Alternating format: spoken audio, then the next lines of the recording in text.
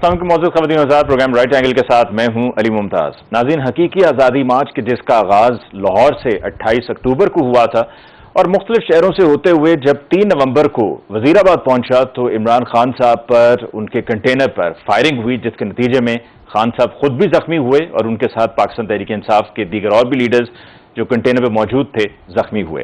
फिर यह मामला एक हफ्ते के लिए मुलतवी कर दिया गया और एक हफ्ते के बाद इमरान खान साहब खुद तो उसमें शामिल नहीं हो सके क्योंकि उनको फ्रैक्चर भी था, गोलियां भी दाएं टांग में 3 लगी हुई थीं, लेकिन उनकी पार्टी की तरफ से वाइस चेयरमैन पाकिस्तान तहरीक इंसाफ शाह महमूद कुरैशी साहब ने हकीकी आज़ादी मार्च को लीड किया और उसी मकाम से दोबारा शुरू किया कि जहां पर यह हमला हुआ था। फिर उसके बाद गुजरात और दीगर सेंट्रल पंजाब के शहरों से होता हुआ जीटी रोड पे से होता हुआ रवात पहुंचा, जहां पर वो खत्म हुआ और अब कल की तारीख दी गई है रावलपिंडी के लिए और ये फाइनल कॉल है और मुल्क भर से पाकिस्तान तहरीक इंसाफ के वर्कर्स को, उनके सपोर्टर्स को, उनके मुमकिन वोटर्स को ये कहा गया है कि आप रावलपिंडी पहुंचें और ये आज़ादी मार्च है। और खान साहब ने कहा है कि ये अपने लिए वो नहीं कर रहे हैं बल्कि मुल्क के मुस्तकबिल के लिए कर रहे हैं, जो हमारी नौजवान नस्ल है उनके बेहतर मुस्तकबिल के लिए कर रहे हैं।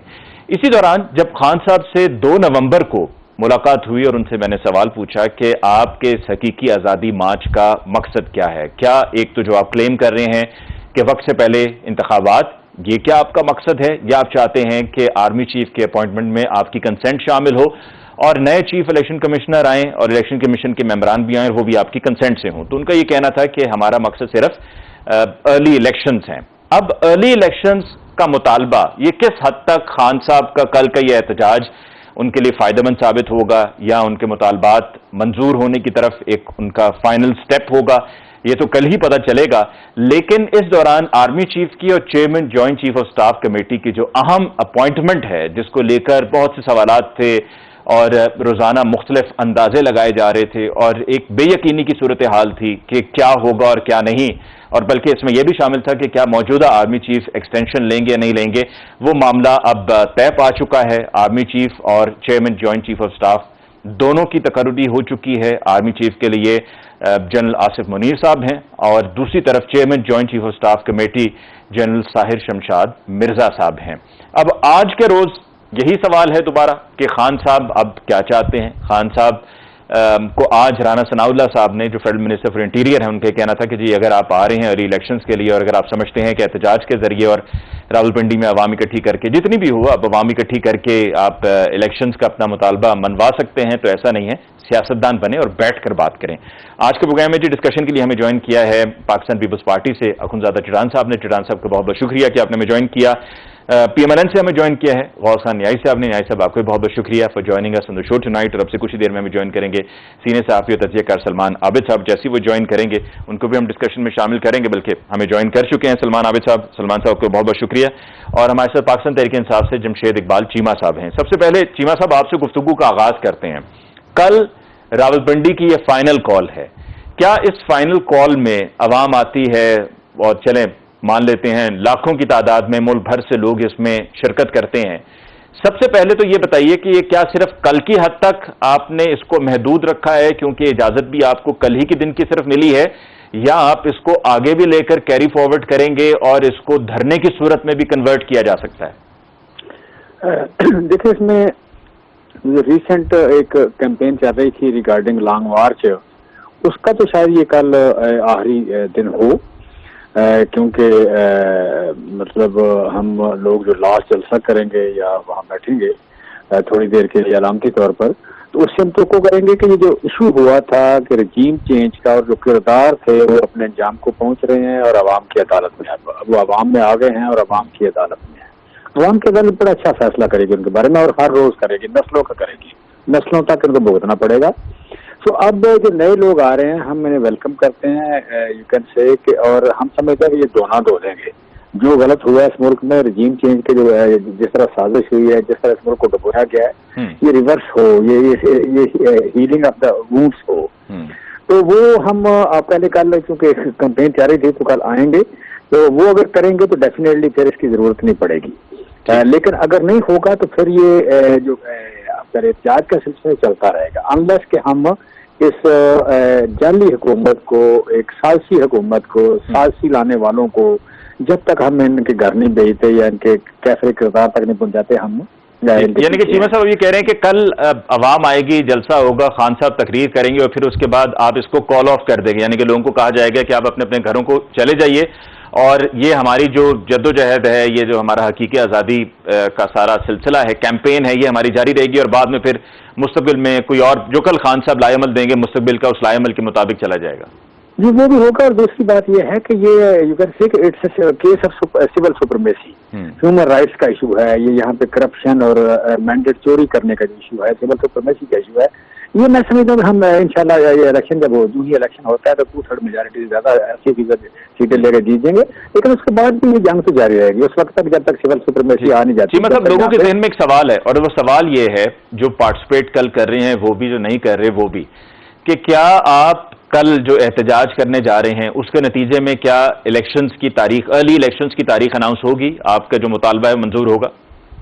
ڈیفینیٹلی ہوگا، ڈیفینیٹلی ہوگا. وہ کھڑے کھڑے وہاں بیٹھے بیٹھے تو نہیں ہوگا، لیکن ڈیفینیٹلی ہوگا. یہ میسج ہے، یہ میسج ہے کہ ہم فیس سیونگ دیتے ہیں کسی کو، روم دیتے ہیں کہ جی آپ جا کے گھر فیصلہ کر لیں. مطلب اس کا کہ یہ اگر ہم 10 لاکھ 15 لاکھ 20 لاکھ یہاں لوگ لا سکتے ہیں تو جب واقعی ہم آپ کو اٹھانا چاہیں گے تو ایشو نہیں ہے. یہ یہاں سے اٹھا کے بھیجنا چاہیں گے تو یہ ایشو نہیں ہے.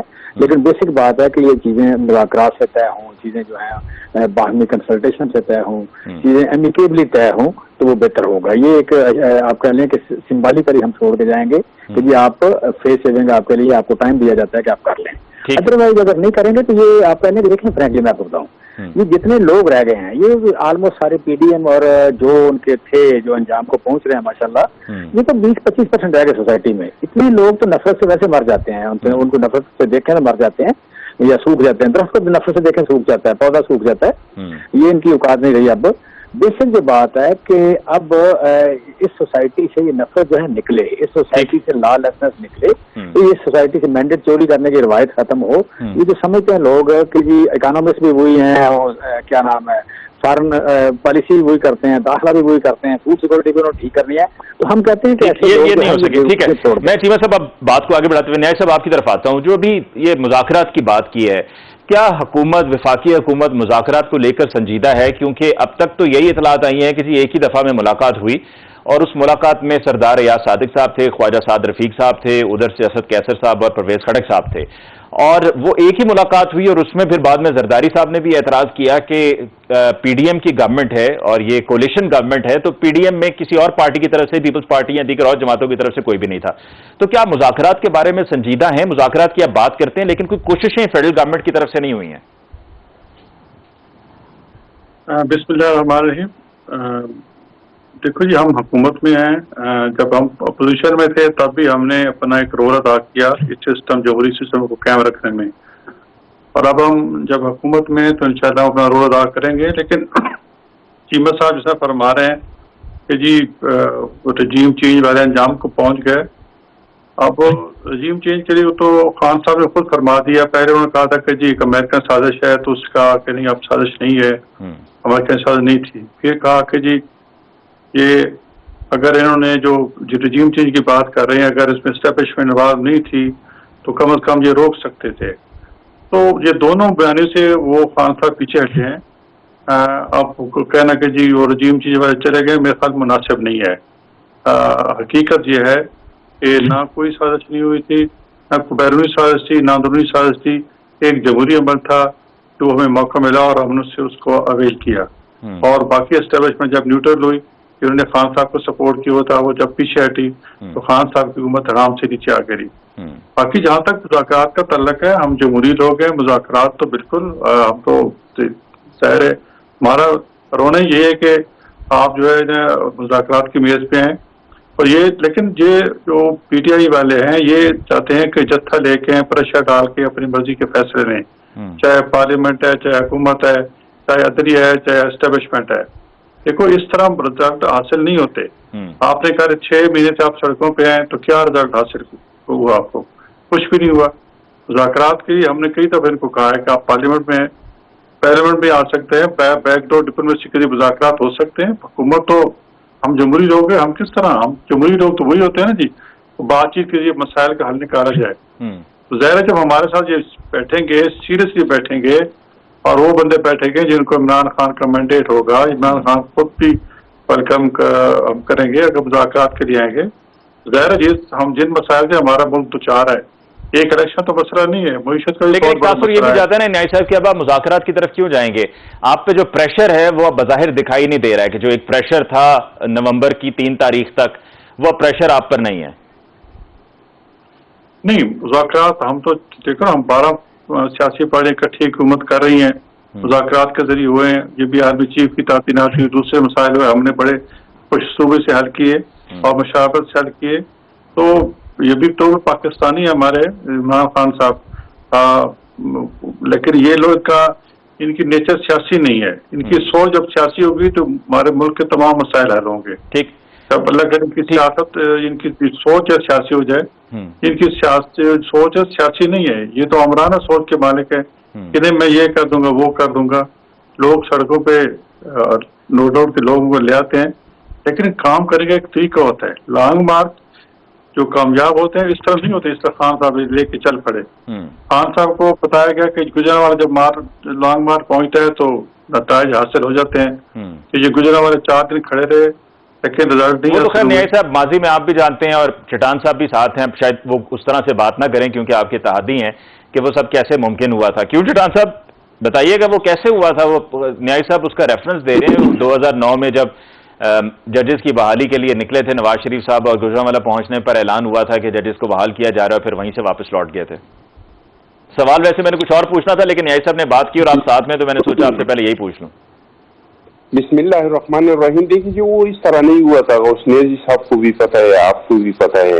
ہم نے یہ کہا تھا کہ جب تک یہ چیف جسٹس ریٹائرڈ نہیں ہوگا تو تب تک ہم دوسری چیف جسٹس کو نہیں لگائیں گے. تو پھر جب وہ چیف جسٹس ریٹائرڈ ہوا تو اپوزیشن نے بھی اس سے فائدہ لینا تھا. ان کو پتہ تھا کہ آپ اس کو لگائیں گے تو انہوں نے نکال دیا اور پھر اس طرح ہو گیا. لیکن میں آپ کو ایک اور بات کرنا چاہتا ہوں, وہ یہ کہ آپ نے کہہ دیا کہ فائرنگ ہو گئی, عمران خان صاحب کو گولی لگی, ان کے ٹانگوں میں زخم آئے, فریکچر آئے. تو میں کوئی بھی اس بات کو ماننے کو تیار نہیں ہے کیونکہ یہ تو عمران خان کہہ رہا ہے کہ مجھے گولی لگی ہے. تو وہاں پر کیا آپ بلا کر معائنہ کروایا جاتا ہے چٹان صاحب؟ دیکھیے جی, کوئی آزاد میڈیکل بورڈ سے ابھی تک تو یہ تصدیق نہیں ہوا ہے کہ واقعی, یہ تو خود کہتے ہیں, پہلے کہہ رہا تھا 1 گولی لگی ہے, پھر کہہ دیا 2 گولی لگی ہے, پھر کہہ دیا کہ نہیں ہمیں 4 گولی لگی ہے. اور اس سے بھی پتہ چلتا ہے کہ انہوں نے کوئی جھوٹ موٹ کے وہ زخم دکھائے جو میں بھی بنا سکتا ہوں, آپ بھی بنا سکتے ہیں. اس طرح کے زخم دکھانے کا اس کا ضرورت کیوں پڑا؟ تو ابھی تک اگر یہ لوگ تو کہہ رہے ہیں لیکن تب تک یقین لوگوں کو نہیں ہوگا جب تک کسی آزاد ذرائع سے, میڈیکل بورڈ سے اس کا تصدیق نہیں کیا جاتا ہے کہ واقعی اس کو گولیاں لگی ہیں, اور اگر لگی ہیں تو کتنی لگی ہیں, اور اگر زخم آئے تو کتنے زخم آئے. اس پہ ابھی تک لوگوں کو تصدیق نہیں ہے. ٹھیک ہے, ایک سوال یہاں پر یہ بھی لے لیجئے کہ زرداری صاحب کو اطلاعات یہ ہیں کہ یہ ذمہ داری دی گئی ہے کہ جو پنجاب گورنمنٹ کو دوبارہ سے جو پی ٹی آئی کی گورنمنٹ ہے اس کو ٹاپل کیا جائے. تو ملک میں پہلے ہی ایک انسٹیبلٹی چل رہی ہے, معاشی صورتحال پہ آپ میں ہم سب جانتے ہیں کہ ہم کہاں پر کھڑے ہیں, سب اس کا اعتراف کر چکے ہیں. آرمی چیف جو آؤٹ گوئنگ آرمی چیف ہیں باجوہ صاحب, انہوں نے بھی اس کا اعتراف کیا ابھی ڈیفنس ڈے کی تقریب میں. تو بجائے اس کے کہ پازیٹیو مووز کیے جائیں اور چیزوں کو ذرا بہتری کی طرف لے کر جایا جائے, یہ جو ایک شارٹ ٹرم ارینجمنٹس ہیں کہ گورنمنٹ گرا دو, گورنمنٹ بنا دو, تو زرداری صاحب کو ذرا اپنی جو ان کی صلاحیتیں ہیں ان کو کسی پازیٹیو استعمال میں لانا چاہیے. دیکھیے جی, زرداری صاحب نے ہمیشہ سے اپنے صلاحیتیں جو ہے وہ پازیٹیو استعمال کیا ہے.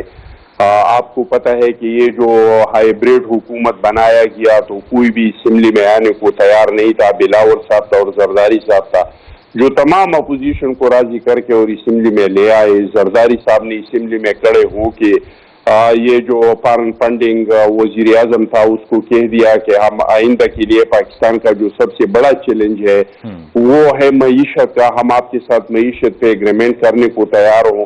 لیکن یہ ایک طرفہ نہیں ہو سکتا ہے. یہ اس طرح کے ماحول جب بنتا ہے تو اس میں دونوں سائڈ سے, اور دوسرا سائڈ جو ہے اس کو ہم نے بہت آزمایا ہے اس فیلڈ میں. میں نے معیشت کا آپ کو کہہ دیا, کشمیر پہ آپ دیکھ لیں, کویت پہ آپ دیکھ لیں کہ وہ کسی کے ساتھ بیٹھنے پہ تیار نہیں ہے. جو جب حکومت میں تھا اپوزیشن میں تو سوال ہی پیدا نہیں ہوتا ہے.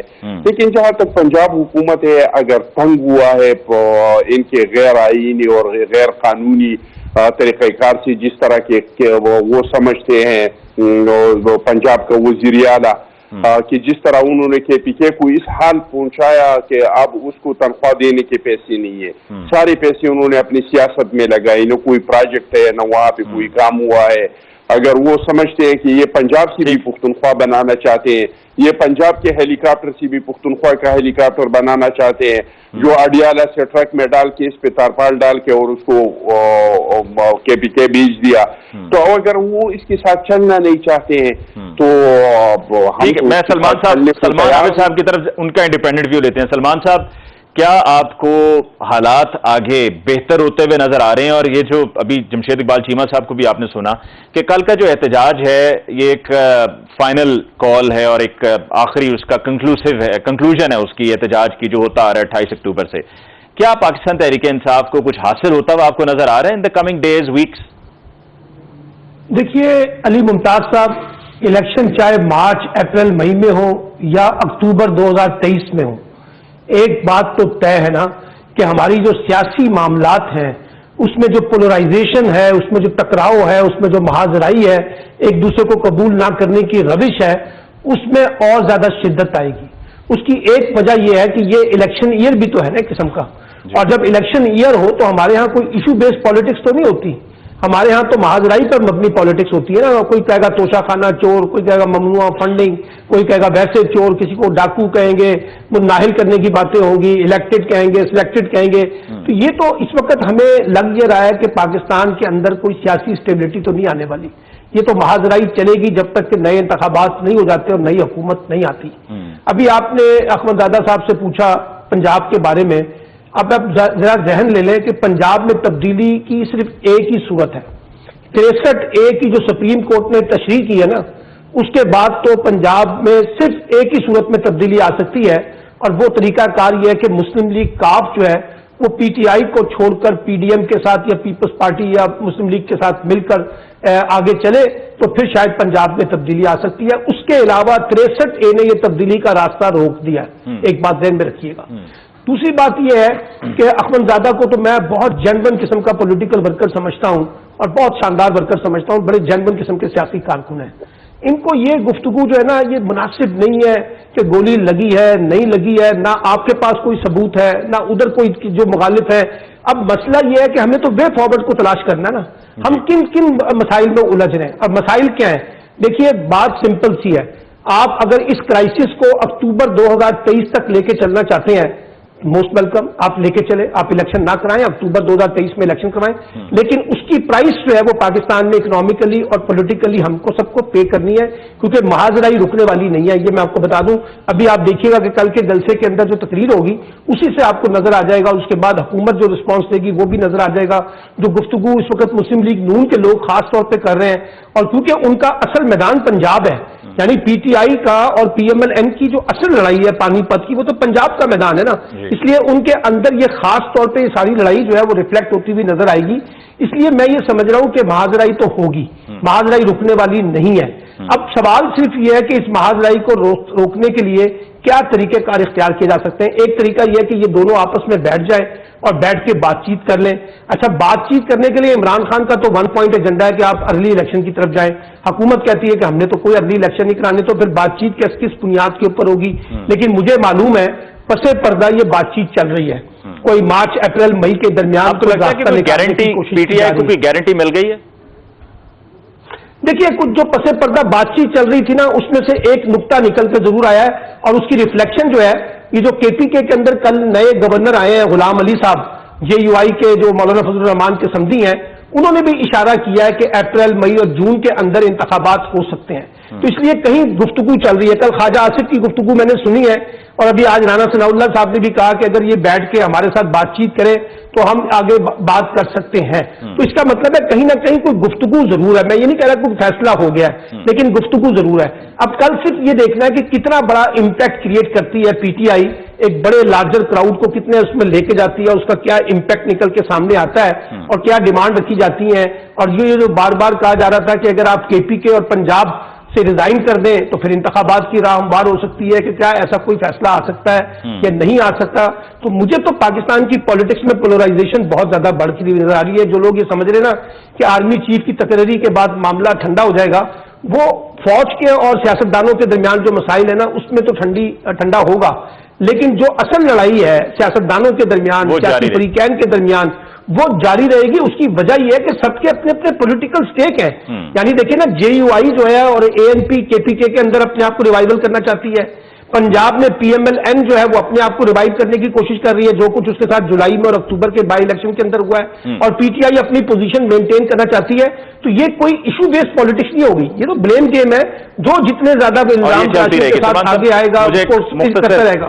मुझे एक मुख्तसर वक्फा लेना जी, एक ब्रेक लेते हैं, ब्रेक के बाद वापस लौट कर आएंगे तो मजीद अहम सवालात हैं जो अपने मौजूद मेहमानों से पूछेंगे, लेकिन एक ब्रेक के बाद।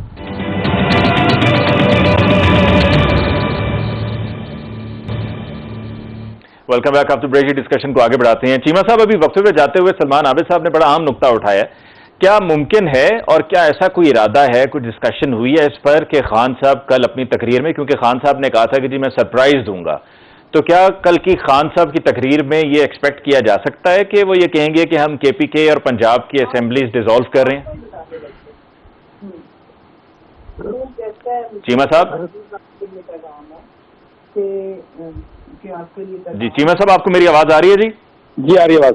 जी, मेरा सवाल यह है कि कल क्या खान साहब सरप्राइज की बात कर रहे थे, तो क्या हम ये एक्सपेक्ट करें कि खान साहब कोई ऐसा ऐलान करेंगे कि KPK और पंजाब की असेंबलीज को डिसॉल्व करें? नहीं, ये तो ये आपका जब कंक्लूड हो जाएगा बैकडोर पे तो फिर जाके बात होगी। यू कैन से कि ये जो बेसिक बात है, एक तो इलेक्शन की डेट है और दूसरा है ये इलेक्शन का फ्री एंड फेयर होना। जी हाँ, इलेक्शन का फ्री एंड फेयर जो है ये इतना मतलब सिर्फ इलेक्शन होना जो है काफी नहीं है। पाकिस्तान की तारीख में आज तक सारे के सारे इलेक्शन जो है उन पे धांधली के, जो मैंडेट चोरी के उस पर दाग हैं। लिहाजा हम जो बात कर रहे हैं सिविल सुप्रीमेसी की, हम मैंडेट की बात कर रहे हैं, हम फ्री एंड फेयर इलेक्शन के बगैर नहीं होता। मैं समझता हूँ कि यहाँ इस वक्त जो बैठ के करने वाली बात है वो पॉलिटिकल गवर्नमेंट्स के दरमियान, पार्टीज के दरमियान भी, और एस्टेब्लिशमेंट उसमें जामन बने, जो कुछ भी है, जो भी इसका रोल है। लेकिन एस्टेब्लिशमेंट तो अब नए आर्मी चीफ हैं, वो तो मेरे ख्याल में अभी किसी किस्म की कोई भी, और कह भी चुके हैं कि पॉलिटिकल रहेंगे। ज्यादा बेहतर होगा ना बने, ज्यादा बेहतर होगा वो ना बने, वो न्यूट्रल रहे, वो ये ड्यूटी ले लें, वो न्यूट्रल रहे, तो ये ड्यूटी पूरी कर ले। सो बेसिक जो बात है वो ये है कि मतलब फ्री एंड फेयर इलेक्शन। लेकिन क्या इस पर सोचा गया है कि जहां पर जिस तरह जरदारी साहब को कहा गया है कि जी पंजाब में गवर्नमेंट को टॉपल किया जाए, उनको जिम्मेदारी दी गई है, तो इससे पहले कि ये हो, जिस तरह पहले भी आप लोगों का ऐसा प्लान था 27 मार्च को, अगर आपने 27 मार्च को ऐसा कुछ कर दिया होता तो फिर PMLN की गवर्नमेंट भी नहीं बननी थी और वहां पे वो तहरीक अदम एतमाद भी अगले रोज 28 को पेश हुई थी। तो क्या यहां पर कुछ ऐसा सोचा जा रहा है कि ये होने से पहले असेंबली को तहलील कर दिया जाए और फिर उसके बाद इलेक्शंस हों, और फिर इतने बड़े लेवल पे जब इलेक्शंस होने होंगे तो वो फिर नेशनल इलेक्शंस ही होंगे, आम इंतखाबात? नहीं, हमारा ये फियर नहीं है, कि हमारी गवर्नमेंट को टॉपल कर सकते हैं। It's not the fear with us. So basic जो बात है वो आप कह लें कि ये बढ़के छड़के हैं, ठीक है, ये पब्लिक कन्वेंशन के लिए, मीडिया कन्वेंशन के लिए है, अपने लोगों को तसल्ली देने के लिए कि बेसिकली देखें सिर्फ मोरल बहुत डाउन है। PDM की सारी पार्टियों का मोरल बहुत डाउन है कि वोट पावर खत्म होगी उनके पास। जब वोट पावर खत्म होगी तो फिर यू कैन से कि बाकी बचना कुछ नहीं है। तो छोटी मोटी आप कह लें जैसे धांधली करके या हमारे साथ है कोई, ये बाजवा साहब हमारे साथ हैं, ये फलाना, इस तरह की जिसे कहते हैं एक छोटी मोटी सपोर्ट देने वाली बात, तो ये उसी तरह की एक कंजप्शन है कि एक जरदारी सेक्रेटरी जिस बंदे ने अपनी पार्टी, नेशनल पार्टी को लेकर सूबे तक ले गया, उसने क्या करना है, उसका क्या, उसकी पार्टी का क्या मुस्तकबिल है और उसका क्या मुस्तकबिल है, वो जितना रुस्तम है, जितना राजपूत में पता है, वो इशू नहीं है। इशू है कि हम एक फ्री एंड फेयर इलेक्शन जो है वो बैठ के तय हो जाए, उसके मोडस ऑपरेंडी तय हो जाए, तो फिर हम इलेक्शन में जाएं। सिर्फ इलेक्शन में जाना और उसके बाद इलेक्शन होने के बाद उस पर उनका किसी को सिलेक्टेड कहना या हमारा किसी को इम्पोर्टेड कहना, वो ना हो तो फिर जमहूरियत चलेगी यहाँ पे। जमहूरियत का यहाँ से आगाज उस दिन होगा जिस दिन हम एक दूसरे के मैंडेट को मानेंगे, और मैंडेट जो है उसमें चोरी शामिल ना हो, वो पोल्यूटेड ना हो, वो करप्टेड ना हो। لہٰذا یہ میں سمجھتا ہوں وے فارورڈ ہے پاکستان کا۔ یہ فارورڈ باقی بات رہی کہ لڑائی والی، میں سمجھ لڑائی کا ایشو نہیں ہے، جو سلمان صاحب بات کر رہے ہیں لڑائی کا ایشو نہیں ہے۔ پولیٹیکل پارٹی جو ہیں گن نہیں اٹھاتی، یہ آپ کہہ لیں کہ ایک دوسرے پہ حملہ نہیں کرتی، بیسک بات ہے کہ فری اینڈ فیئر الیکشن کو انشور کیا جائے اور باقی سارا کوئی مینڈیٹ پہ چھوڑ دیا جائے کہ جو عوام کا فیصلہ ہو، عوامی دانش جو ہے وہ ٹھیک کام کرتی ہے، عوامی دانش جو ٹھیک کام کرتی ہے تو اسے کرنے دیں، عوامی دانش۔ نیائی صاحب، آپ کی گورنمنٹ کی طرف سے عوام کو تو اب تک کوئی ریلیف نہیں دی جا سکی ہے، چاہے وہ مفتاح اسماعیل صاحب وزیر خزانہ تھے تب کی بات ہو یا اسحاق ڈار صاحب کے وزیر خزانہ ہوتے ہوئے، تو پھر معاملات کو اتنا پرولونگ کرنے کا کیا فائدہ ہے؟ کس بات کا انتظار ہو رہا ہے؟ مانا کہ ابھی آپ کے پاس کچھ بھی ایسا نہیں ہے کہ جس کو آپ اپنا ایز اے سیلنگ پوائنٹ لے کے جا سکیں یا جس پر آپ اپنا بیانیہ بلڈ کر سکیں اور الیکشن کیمپین میں جا سکیں، لیکن اپنی سیاست بچاتے بچاتے ملک میں اور ایک عام آدمی کا نقصان ہو رہا ہے، تو یہ کب تک نقصان اسی طرح سے چلتا رہے گا ضد میں؟ دیکھیں جی، نقصان اگر ہو رہا ہے تو اس کی ذمہ داری ہماری تو نہیں ہے، باقی کی ہے ذرا تو پی ٹی آئی پچھلے 8 مہینے سے تو ذمہ داری آپ کی ہے نا، اور آپ کے ساتھ آپ کے اتحادیوں کی ہے۔ بالکل ہے اس میں، لیکن اس میں جو مہنگائی بڑھ رہی تھی کم از کم رکی تو ہے، اس میں کم از کم جو فیول کی پرائسز تھی جو دن بہ دن بڑھ رہی تھی اس کو ایک فل سٹاپ تو لگا ہے نا جی، وہ بھی انشاءاللہ چند دنوں میں شاید نیکسٹ مہینے جو کام ہونا شروع ہو جائیں گی۔ اصل بات یہ کہ یہ لوگ کہتے ہیں کہ الیکشن سے کرائیں گے تو مسائل حل ہو جائیں گے، مسائل حل ایک دوسرے کا ابھی خود نے فرمایا کہ ایک دوسرے کو مینڈیٹ تسلیم کرنے سے حل ہوں گے، ایک دوسرے کی عزت کرنے سے ہوں گے۔ اب الیکشن میں اگر یہ چاہتے ہیں کہ الیکشن جلدی ہوں، اب اس ماحول میں جتنی ٹینشن ہے، اس ماحول میں اگر الیکشن ہوں گے تو کیا ہوگا؟ یہی ہو کہ خون بہے گا اور الیکشن میں تو ہمیشہ ٹینشن ہوتی ہے، الیکشن میں تو ٹینشن ایسا ہمیشہ ہی ہوتی ہے۔ نہیں، اس طرح کی نہیں ہوتی، جس طرح ابھی ٹیچر ہے اس کے لیے ایک لیول ہونا چاہیے، اس پہ ٹینشن فری ماحول ہونا چاہیے۔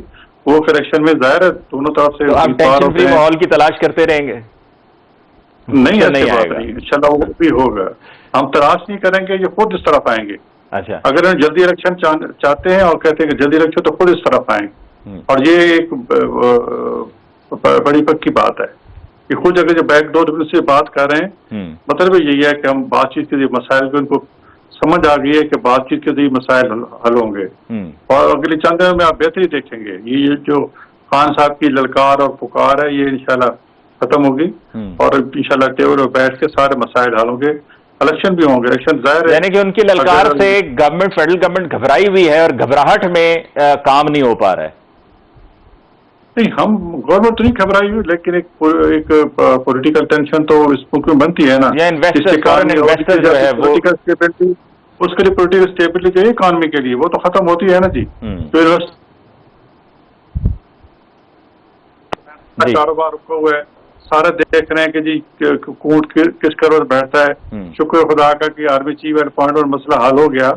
اب تو اگر نیکسٹ بھی اب تو جو بزنس مین ہے وہ تو دیکھتا ہے کہ ماحول کیسا ہے، سارے ہاتھ کھینچ کے بیٹھے کہ پتہ نہیں کیا ہوتا ہے، کل کیا ہوتا ہے، اگلے مہینے کیا ہوتا ہے۔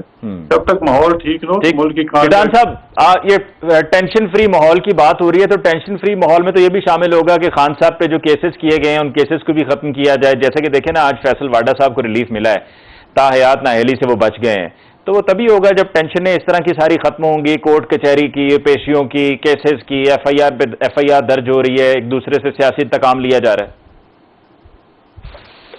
دیکھیے جی، اگر آپ دیکھ لیں تو ہم نے تو کوئی سیاسی انتقام نہیں لیا ہے، ہم نے تو یہ نہیں کہا ہے کہ جس طرح کے ان کے منسٹر رات کو میڈیا پہ بیٹھ جاتے تھے کہ فلانا بندہ 2 دن بعد گرفتار ہو رہا ہے، فلانا جب آپ کے اتحادی فیڈرل گورنمنٹ میں کر رہے ہیں چٹان صاحب، تو پھر آپ بھی اس میں شامل ہیں نا، آپ بھی اس کے حصے دار ہیں کیونکہ آپ ان کے ساتھ ہیں گورنمنٹ۔ میں اس گورنمنٹ کا کہہ رہا ہوں کہ اس گورنمنٹ نے تو کوئی انتقام نہیں لیا ہے، جس طرح کے عمران خان انتقام لے رہے تھے، کبھی امریکہ میں کھڑے ہو کے کہہ رہے تھے میں جا کے اس بندے کو جیل بھیج دوں گا، پھر اس کو جیل بھیجتا۔ تو اس حکومت نے لیکن ہم تو کہتے ہیں کہ بھائی انتقام نہیں ہونا چاہیے لیکن احتساب ہونا چاہیے، چاہے وہ ہمارے خلاف ہو، گورنمنٹ کے خلاف ہو، اپوزیشن کے خلاف ہو۔ احتساب کے عمل کو تو ہم نہیں روک سکتے، اور یہ اداروں کا کام ہے، یہ ہمارا کام نہیں ہے۔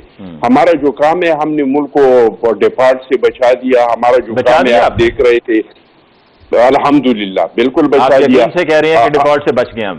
ابھی تک امداد باہر سے آئی نہیں, سعودیہ سے, ترکی سے امداد آئی نہیں اور آپ نے بچا لیا. آئے گی انشاءاللہ تعالی, سب کچھ ہوگا. ہماری خارجہ پالیسی بہتر ہو رہی ہے ساری دنیا کے ساتھ. آپ دیکھ رہے تھے کہ پہلے جو ہے ہر 15 دن بعد پیٹرول کی قیمتیں بڑھ رہے تھے, انتظار ہوتا تھا ہر 30 تاریخ کو قیمتیں بڑھ رہے تھے. اب قیمتیں ایک جگہ پہ کھڑے ہو گئے ہیں. تو ہم انشاءاللہ تعالی, اور جہاں تک آپ یہ چیمہ صاحب سے یہ پوچھ لے کہ آپ لوگوں کا احتجاج ہے کس لیے. آپ لوگوں نے تو پہلے کہہ دیا کہ امریکہ نے سازش کیا حقیقی آزادی, پھر تو آپ لوگوں نے کہہ دیا کہ وہ ہم نے پیچھے چھوڑ دیا ہے, انہوں نے کچھ سازش نہیں کیا. پھر آپ نے اسٹیبلشمنٹ کا کہہ دیا, پھر کہہ دیا کہ اسٹیبلشمنٹ نے ہمارے خلاف سازش نہیں کیا ہے لیکن مجھے بچایا نہیں ہے. اگر آپ حقیقی طور پہ الیکشن چاہتے ہیں تو آپ تو وفاق کی 4 اکائیوں میں آپ کا حکومت ہے, آپ توڑ دیں, پنجاب کا اسمبلی توڑ دیں, کے پی کے کا اسمبلی توڑ دیں. اتنے ضمنی الیکشن تو نہیں ہو سکتے کہ پوری کے پی کے اور پنجاب میں ضمنی الیکشن ہوں گے خود بخود ہی. ان کا ایک ہی مقصد تھا, یہ 7 مہینے پاکستان کے اقتصاد کو جو تباہ کیا, جو اداروں پہ الزامات لگائے, وہ صرف ایک کام کے لیے کہ انہوں نے ایک بندے کو آرمی چیف بننے سے روکنا تھا. اور اس کو کیوں روکنا تھا؟ کیا اس لیے کہ ریاست مضبوط ہو جائے گا؟ کیا اس لیے کہ آرمی کو مضبوط کرنا چاہتے تھے, آئین کو مضبوط کرنا چاہتے تھے؟ اس لیے اس کو روکنا چاہتا تھا کہ انہوں نے اپنی ملازمت میں ان کو بتایا تھا کہ آپ تو صبح شام بیٹھ کے اور کرپشن کے مالا ناپتے ہیں, لیکن آپ کے گھر سے کرپشن ہو رہا ہے. خیر اس پر ایک اور اینگل بھی آیا ہے. جی بریک پہ بھی جانے. جی انہوں نے اس کو یہ بتایا کہ آپ کے فرگوگی, آپ کے خاتون اول, انہوں نے حسن گجر, انہوں نے پنجاب میں جو لوٹ مار مچایا ہے, جو لوگوں سے زمینیں لے رہے ہیں تحفوں میں, جو ہیرے لے رہے ہیں, جو جواہرات لے رہے ہیں, اس کا قصور صرف اتنا تھا. اور اس کے لیے انہوں نے پوری قوم کو اتنا سزا دیا, انہوں نے پوری آرمی کو یہ سزا دیا اور زور لگایا تھا کہ وہ بندہ آرمی چیف نہیں بنے. وہ تو عز منتشاء, وہ تو ذل منتشاء بھی ہے. اللہ تعالیٰ فیصلہ کرتا ہے, وہ کوئی نہیں. بریک کے بعد واپس لوٹ کر آئیں گے. تو میں سلمان عابد صاحب سے ایک تو یہ اکانومی کی جو بات کی ہے چٹان صاحب نے کہ جی ہم نے ڈیفالٹ سے بچا لیا ہے, یہ بھی, اور جو ابھی بات کی انہوں نے کہ آرمی چیف کی تقرری پر عمران خان صاحب کو جو اعتراض تھا اور پھر کس وجہ سے اعتراض تھا, وہ بھی چٹان صاحب نے مختصراً بیان کیا. اس پر ابھی ریسنٹلی کل سے ایک اور بات بھی چل رہی ہے, اس پر بھی میں سلمان صاحب سے ان کی رائے لوں گا ایک بریک کے بعد.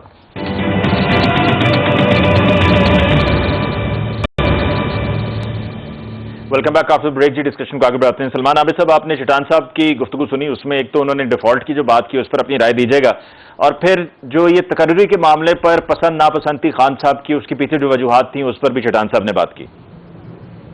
دیکھیے, اگر آپ کو یاد ہوگا جس وقت رجیم چینج ہوا تھا تو یہی جو آج کی حکومت ہے, اور بالخصوص PMLN اور پیپلز پارٹی والے تو ایک مہنگائی کا لانگ مارچ بھی لے کے چلے تھے نا کراچی سے اسلام آباد, ان سب نے یہ کلیم کیا تھا کہ ہمارے پاس ایک روڈ میپ ہے معیشت کی بحالی کا.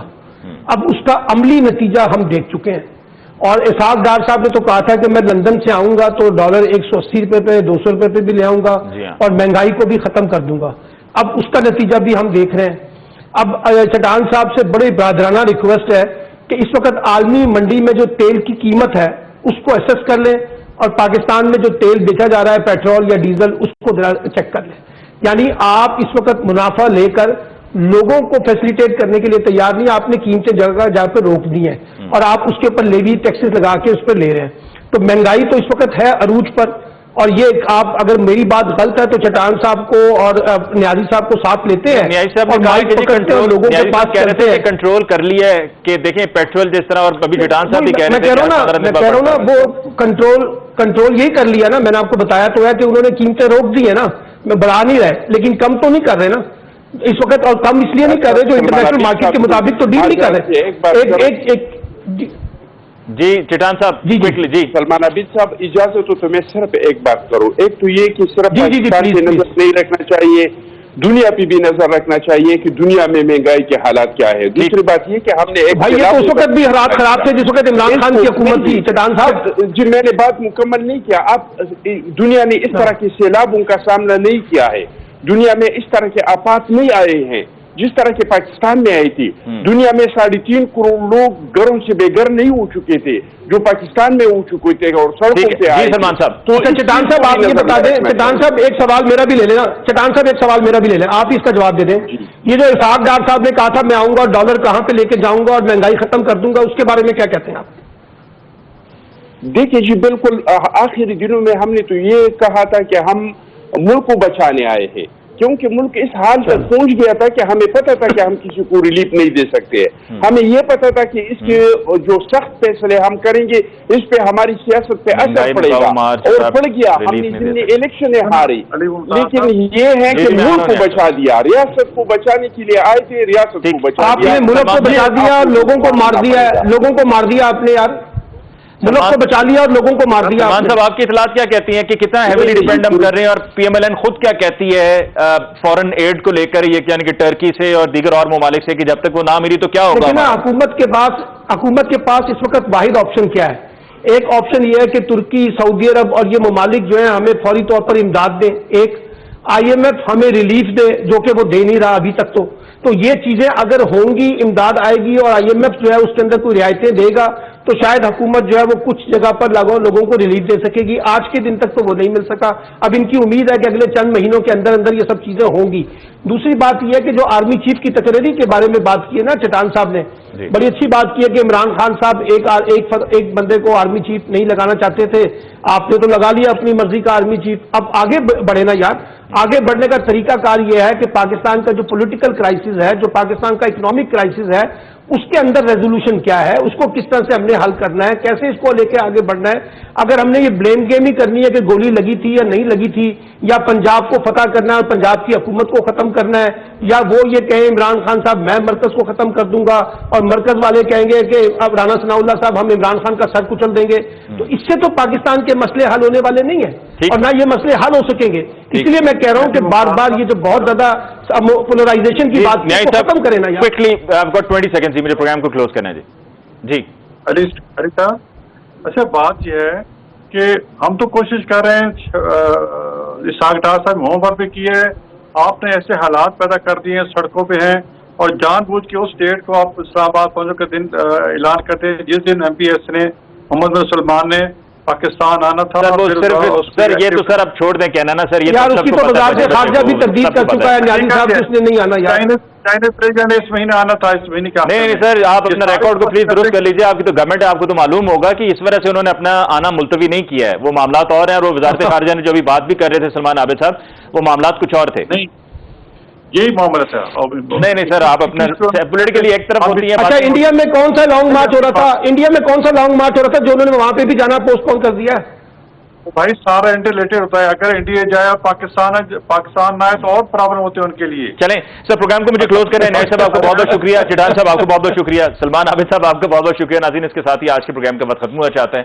मुझे अली मुमताज को दीजिए इजाजत, अल्लाह ने के बाद।